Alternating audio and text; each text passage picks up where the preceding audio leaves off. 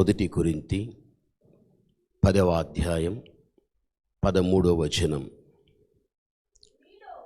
మీలో మొదటి కొరింథీ 10వ అధ్యాయం 13వ వచనం. సాధారణముగా మనుష్యులకు కలుగు శోధన తప్ప మరి ఏది కానీ మీకు సంభవింపలేదు. దేవుడు నమ్మదగినవాడు. మీరు సహింపగలిగినంతకంటే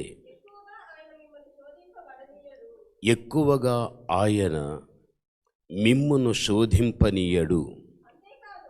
అంతేకాదు, సహింపగలుగుటకు ఆయన శోధనతో కూడా తప్పించుకొను మార్గమును కలుగచేయును. ఇక్కడ మనం ఈ వాక్యమంతా కూడా మనము చూడగలిగితే తప్పించుకొను మార్గము అని మనకి ఈ స్థలములో చెప్పబడుచూ ఉంటున్నది. ఏదైనా ఒక వ్యక్తికి శోధన అనేది రాగలిగినట్లయితే ఆ వచ్చిన శోధనను బట్టి మీరు సహింపగలిగిన దానికంటే ఎక్కువ ఆయన మిమ్మును శోధింపనీయడు. అంతేకాదు, ఒకవేళ సహింపగలుగుటకు ఆయన శోధనతో కూడా తప్పించుకునే మార్గము కలుగచేయును అని మనకు రాయబడి ఉంది. సర్వసాధారణంగా ఈ భూమి మీద జీవించేటువంటి ప్రతి వ్యక్తికి కూడా ఏదో ఒక శోధన వస్తూనే ఉంటుంది. శోధన వచ్చినప్పుడు శోధనను బట్టి మనిషికి నెమ్మది ఉండదు, సమాధానము ఉండదు. మనసంతా కూడా బాధ, కలవరం, తెలియని ఒక ఆందోళన. ఈ శోధన అంతగా మనిషిని ఏం చేస్తుంది అంటే కృంగదీస్తుంది. అయితే మనకొచ్చేటువంటి శోధన మనము సహించే శోధనే. అయితే మనకొచ్చే శోధన మన యొక్క శక్తికి మించినటువంటిది మాత్రము కాదు. మీరు సహించలేని శోధన మీకు రాదు.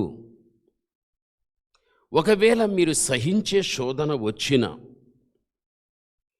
ఒకవేళ మీరు సహించలేని శోధన మీకు వచ్చినా, తప్పించేటువంటి మార్గాన్ని కూడా దేవుడు ఏం చేసేవాడు? కలుగ చేసేటువంటి వాడు. ఇది మనం అర్థం చేసుకోవాలి. శోధన మీకు ఎవరికైనా వచ్చింది అనుకో, దాన్ని బట్టి మీరు కాస్త సహనం కలిగి ఉన్నారు అనుకో. అయితే ఆ శోధనలో నుండి మీరు బయట పడటానికి కూడా దేవుడు తప్పించేటువంటి ఒక మార్గాన్ని దేవుడు ఏం చేస్తాడు? ఏర్పాటు చేయగలుగుతాడు. మనము శోధనలోనే దేవుడు మనల్ని ఉంచడు. లేక మనం సహించలేని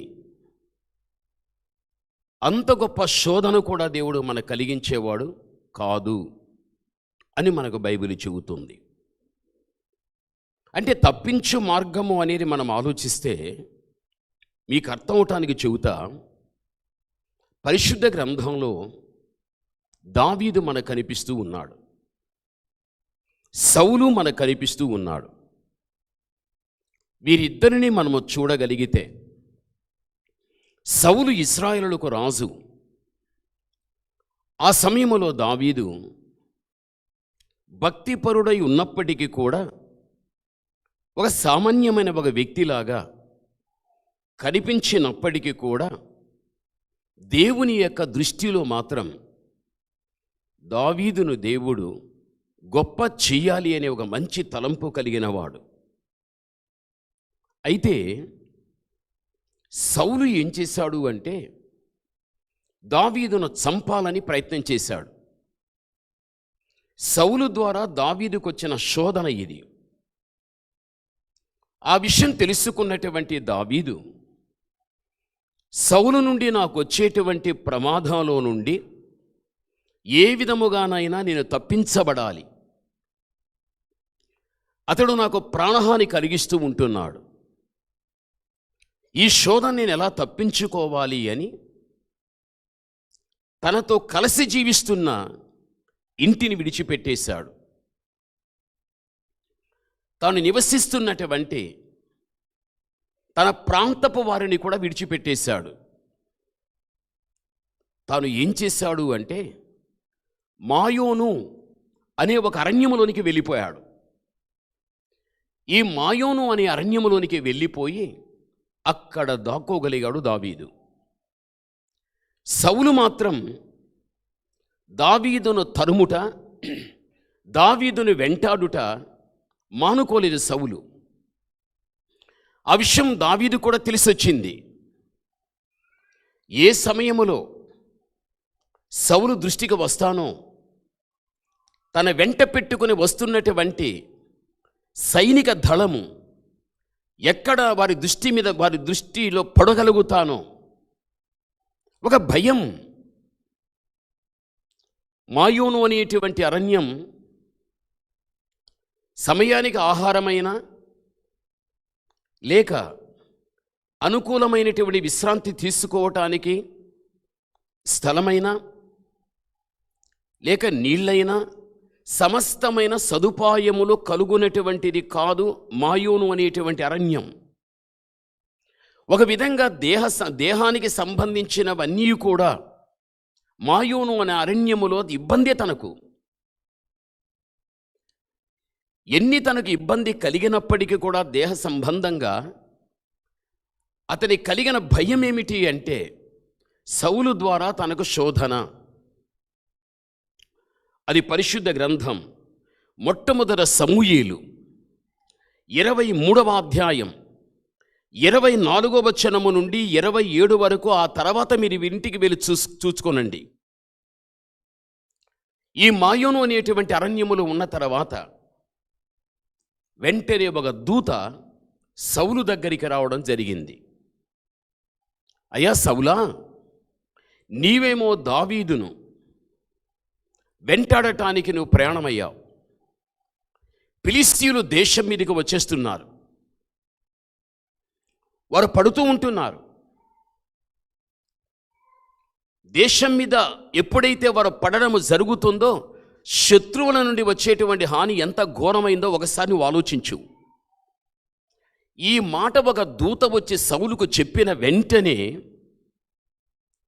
దావీదును తరమడము మానుకొని సైన్యాన్ని వెంట పెట్టుకుని తాను ఫిలిష్తీయులు శత్రువుల దగ్గరికి తాను వెళ్ళిపోగలిగాడు. ఇక్కడ మనం అర్థం చేసుకోవాలి, సౌలు ద్వారా దావీదుకి ఏమొస్తున్నది? శోధన. అయితే దేవుడు శోధన వచ్చినా తప్పించేటువంటి మార్గాన్ని కూడా దేవుడు ఏం చేసేవాడు? సిద్ధపరిచేవాడు.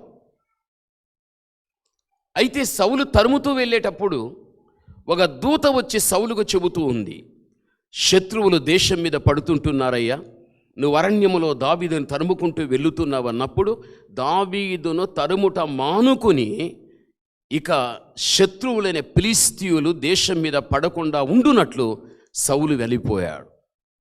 ఇప్పుడు అక్కడ దావీదుకు వచ్చినటువంటి శోధన దేవుడు తప్పించాడా లేదా? తప్పించగలిగాడు. బైబిల్ ఏమంటున్నది? మీకు శోధన అనేది వచ్చినప్పటికీ కూడా దాని నుంచి తప్పించేటువంటి మార్గాన్ని కూడా నేను ఏర్పాటు చేస్తాను, నేను సిద్ధపరచగలుగుతాను. ఆ విధంగానే పరిశుద్ధ గ్రంథములో అనేక మంది భక్తులకు శోధనలు వచ్చిన తర్వాత దేవుడు తప్పిస్తూ నేనున్నానని ఆయన రుజువు చేసుకుంటూ శోధనల నుండి వారిని దేవుడు బయటికి తీసుకుని వచ్చేశాడు. అదేవిధంగా దేవుని కుమార్తెగా, దేవుని కుమారుడుగా నీ జీవితంలో నీకు శోధనలు వచ్చినప్పుడు ఎన్నోసార్లు నీవు కృంగిపోయావు. ఆ శోధన నీకు తెచ్చిపెట్టే ప్రతి బాధ, అది తెచ్చిపెట్టే దుఃఖం, అది తెచ్చిపెట్టే సమస్య, ఆ శోధన ఎన్ని విధాలుగా నిన్ను కృంగదీయాలో అన్ని విధాలుగా అది కృంగదీస్తుంది. ఆ పరిస్థితుల్లో శోధన నుంచి ఎలా తప్పించుకోవాలని నువ్వు ప్రయత్నం చేసినా ప్రయత్నాలు ఒక్కొక్కసారి విఫలమైపోతూ వస్తాయి. ఇక చివరికి శోధనలో నుంచి బయట పడలేక ఎక్కువగా సమయాన్నిచ్చి దాని గురించి యోచిస్తూ ఎక్కడో ఒక మూలన పడి కృంగిపోతూ ఉంటాం. పోనీ మనకు వచ్చిన శోధన ఎవరికైనా చెప్పగలిగితే వారు ఏమైనా మనకు సహాయం చేయగలుగుతారేమోనని వారికి చెప్పినా వారు వినువారుగానే ఉండగలిగిరే, కానీ నీకెక్కడ కానీ సహాయపడినటువంటి వ్యక్తులు మాత్రం కానే కాదు. ఇటువంటి ఇప్పటికే నీ వెనుకటి జీవితంలో నుంచి ఇప్పటి వరకు కూడా ఎన్నో ఇటువంటి వాటిని నువ్వు ఎదుర్కొన్నావు నీ జీవితంలో. అయితే ఇటువంటి పరిస్థితులలో నీ విశ్వాసం నువ్వు పోగొట్టుకోలేదు. నీవు నమ్మిన దేవుణ్ణి విడిచిపెట్టలేదు. ఆ దేవుని నుండి నువ్వు పొందుకున్న భక్తిని విడిచిపెట్టలేదు. ఇవి ఎన్ని వచ్చినా భరించుకుంటూ దేవుని యందున నా విశ్వాసాన్ని కాపాడుకుంటూ రాగలిగావు. కొంతకాలమైన తర్వాత ఏ శోధన చేత జీవితం సతమతమైపోతూ ఉంటున్నదో దానిలో నుంచి దేవుడి నిన్ను బయట వేయటానికి ఆయన ఇప్పటికే ఎన్నోసార్లు తప్పించున్నటువంటి మార్గాన్ని కూడా దేవుడు నీకు ఏర్పాటు చేయగలిగాడు. ఒకవేళ నీవుగా ఆలోచించుకోగలిగితే నిజమే, నా వెనుకటి రోజుల్లో 1 కాదు 2 కాదు లెక్క పెట్టలేని శోధనలు వచ్చాయి. ఎన్నోసార్లు వాటి చేత నలిగిపోయా. అయినా కొంతకాలము నలిగినప్పటికీ కూడా ఆ శోధనలో నుంచి దేవుడు నన్ను తప్పించగలిగాడు, నాకు ఒక తప్పించుకునే మార్గాన్ని దేవుడు నాకు చూపించగలిగాడు అని నీవు సంతోషించిన రోజులు కూడా నీ జీవితంలో ఉంటున్నాయి. అయితే ఈ రోజు వరకు కూడా నీకున్న శోధనల నుండి ఇంకా నీవు బయట పడలేక, తప్పించుకునే మార్గాన్ని ఇంకా నువ్వు కనుగొనలేక, ఇంకా శోధనల చేత నువ్వు ఇంకా సతమతూచిన పరిస్థితుల్లోనూ ఉన్నప్పటికీ కూడా ఈ వాక్యము నీకిచ్చే ధైర్యం ఏమిటి అంటే, నీవు సహించలేని దానికంటే ఎక్కువైన శోధనేమీ కాదు. నీవు సహించే శోధనే నీకుంది. అయినా ఈ శోధన నుంచి తప్పించే మార్గాన్ని కూడా దేవుడు నీకు సిద్ధపరిచి ఉంటున్నాడు అని ఈ వాక్యము ద్వారా నేను హెచ్చరిక చేసేటప్పుడు ఈ వాక్యాన్ని ఆధారం తెచ్చుకొని శోధనలో ఉన్నటువంటి నీవు ఒక ధైర్యాన్ని నువ్వు తెచ్చుకోవాలి. నాకున్న శోధనలో నుంచి తప్పించే మార్గాన్ని దేవుడు నాకు కల్పిస్తాడు. అది నేడా లేక రేపా ఆ మీదట, అది ఎప్పుడో ఒక రోజున దేవుడు తప్పించడం అనేది సత్యం సత్యం సత్యం. అంతవరకు జీవితంలో శోధన బట్టి వచ్చే బాధ, దుఃఖాన్ని బట్టి ఎక్కడ కానీ జీవితంలో నీ విశ్వాసాన్ని బలహీనం చేసుకోవద్దు. నీవు నమ్మిన దేవునికి దూరం కావద్దు. నీలోని భక్తిని ఎక్కడ కానీ నీలో నుంచి తొలగించుకోవద్దు. నువ్వు ఆధ్యాత్మికంగా ఎదగటానికి దేవుడిచ్చిన సంఘ సహవాసానికి దూరం కావద్దు.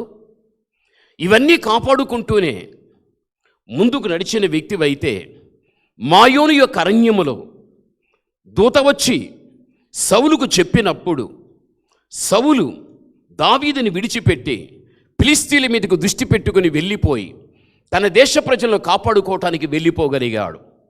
అయితే శోధనలో ఉన్న దావీదుకు తప్పించేటువంటి మార్గాన్ని మాయోను అరణ్యములో దేవుడు కలిగించగలిగాడు. నీ జీవితంలో కూడా అంతే. తప్పించుకునే మార్గాన్ని దేవుడు నీకు ఏర్పాటు చెయ్యగలుగుతాడు. ఇదే మన ధైర్యం, ఇదే మన విశ్వాసం. నాకెందుకీ శోధన, ఎందుకీ కష్టం, ఎందుకీ దుఃఖం, ఎందుకీ వ్యాధి, ఎందుకీ బాధ? ఇంతవరకు ఆత్మీయతలో ఉన్న నేను లోకములో ఉన్న ఏదో ఒక కార్యాన్ని బట్టి ఆకర్షించబడిపోయి, నేను పలానా పొరపాట్లో పడిపోయి పాపం చేశాను, నాకెందుకు ఈ పరిస్థితి వచ్చింది? ఒక్కొక్కసారి అపవాది అయిన సాతానుడు పాపములో పడగొట్టవచ్చు, లేక అనేకమైన శ్రమలు, బాధలు, వ్యాధులు తెచ్చి పెట్టవచ్చు. అపవాది ద్వారా ఎన్ని మనకొచ్చినా కూడా దానంతటిలో నుంచి కూడా తప్పించేటువంటి మార్గాన్ని కల్పించేటువంటి నిజదేవుడు, లోకరక్షకుడైన క్రీస్తు నీకుంటున్నాడన్న విషయం జీవితంలోనూ మరిచిపోవద్దు. అందుకే శోధన వచ్చిందా, తప్పించే మార్గాన్ని కూడా నేనేం చేస్తాను? ఏర్పాటు చేయగలుగుతాను. నీ జీవితంలో ఇప్పుడు నువ్వు ఆలోచించుకో. ఈ వాక్యాన్ని బట్టి ఎన్నిసార్లు ఏడ్చుకున్నావు, ఎన్నిసార్లు కృంగిపోయావు, ఎన్నిసార్లు నెమ్మది లేకుండా జీవించావు, ఎన్నిసార్లు నీ జీవితంలో సంతోషం అనేది కనబడకుండా విచారములు ఉండిపోయావు. నిన్ను పట్టుకున్న శోధన అంతగా నిన్ను బాధించి, వేధించి, శోధించి, రోధించి నీ జీవితాన్ని అతలాకుతలం చేసేసాది. అయినా నీలోని విశ్వాసం, నీలోని భక్తి, నీవు నమ్మిన దైవం ఎక్కడ కానీ నీవు పోగొట్టుకోలేదు. అందుకే దేవుడు కూడా వాటన్నిటిలో నుంచి తప్పించి ఒక ప్రశాంతత నీకు, కుటుంబానికి దేవుడు కలుగజేశాడు. నీవు ధైర్యం కలిగిన దానివిగా, ధైర్యం కలిగిన వాడుగా ఉండాలి. బైబిల్లో చూడు, ఒక మాట మనకు పరిశుద్ధ గ్రంథంలో మనము చూడగలిగితే, యోబు 23:10లో ఆయన నన్ను శోధించిన తర్వాత నేను సువర్ణం వలె కనబడుదును అని మనకు యోబులో చెప్పబడుచు ఉన్నది. నిజమే, శోధించబడిన తర్వాత శోధన అనేటువంటిది ఏ రూపములో మనకు వచ్చినప్పటికీ కూడా దేవాతి దేవుడు ఏం చేసేవాడు అంటే, మన యొక్క జీవితంలో ఆయన మనలను తప్పించేటువంటి వాడు.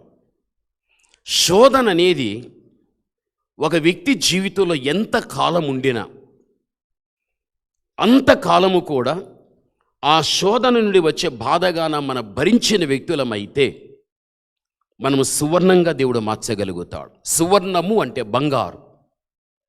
బంగారు విలువైంది, అది ఎక్కడ కానీ తుప్పు పట్టదు. బంగారు ఎక్కడ నశించిపోయేది కాదు. బంగారు విలువైనది. బంగారు ఎక్కడ కానీ నశించిపోయేది కాదు. అది శాశ్వతంగా నిలిచినటువంటిది.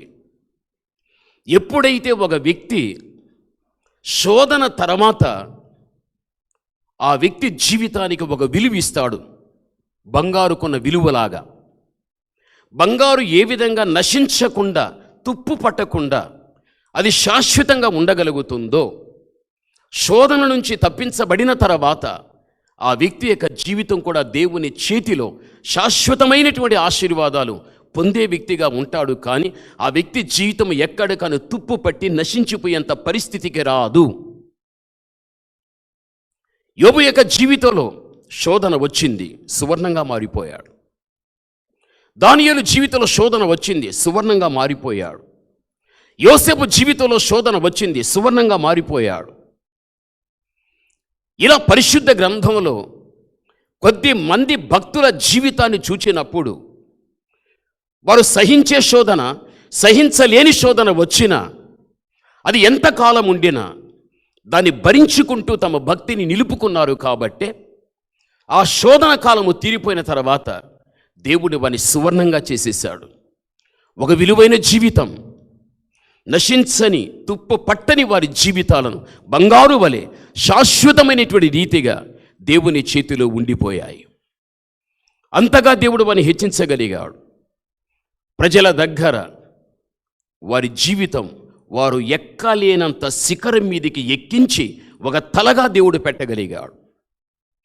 కొండ మీద కట్టబడిన పట్టణములాగా, దీపస్తంభం మీద పెట్టబడిన దీపములాగా అంత ఉన్నతమైన స్థితిలో దేవుడు పెట్టగలిగాడు. నీవు దేవుని కుమార్తెవు, నువ్వు దేవుని కుమారుడవు.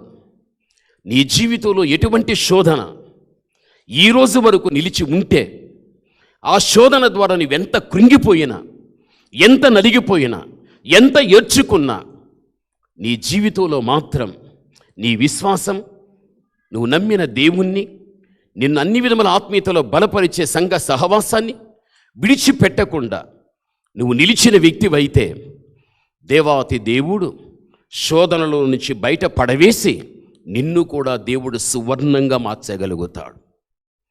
ఎప్పుడు కానీ దేవుడు మనలను శోధనలలోనే మనల్ని మిగిల్చే దేవుడు కాదు. నీ బాధలో, దుఃఖములోనే నిన్ను దేవుడు మిగిల్చేవాడు కాదు. ఎంతకాలం అది నిర్ణయించబడి ఉంటాయో అంతవరకే ఉంటాయి. ఆ తర్వాత వాటిలోని ఒక విజయాన్ని చూచి నీ జీవితంలో దేవుడు నీ ఊహించని, నీ ఆలోచనకు రాని ఒక ఉన్నతమైన స్థితిలో దేవుడు నిన్ను పెట్టడం అనేది జరగగలుగుతుంది. ప్రభునందు ప్రియమైన వాళ్ళ, ఆయన ఎప్పుడు కూడా మనకి ఎటువంటి వాడు అంటే, మనకు తోడుగా నీడగా ఉన్న దేవుడు. మీకు